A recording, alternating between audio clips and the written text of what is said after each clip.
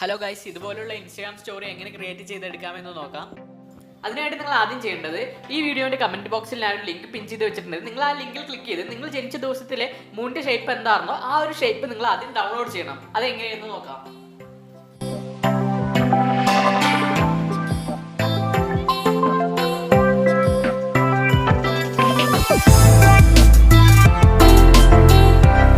ഇവിടെ നിങ്ങൾ ചെയ്യേണ്ടത്, നിങ്ങൾ ജനിച്ച ദിവസം ഇവിടെ സെലക്ട് ചെയ്ത് കൊടുക്കുക. അപ്പോൾ നിങ്ങൾ കൊടുത്ത ആ ഒരു ഡേറ്റിൽ മൂണിന്റെ ഷേപ്പ് എന്താണെന്നോ ആ ഒരു ഷേപ്പ് ഇവിടുന്ന് ഡൗൺലോഡ് ചെയ്തെടുക്കാനായിട്ട് പറ്റും.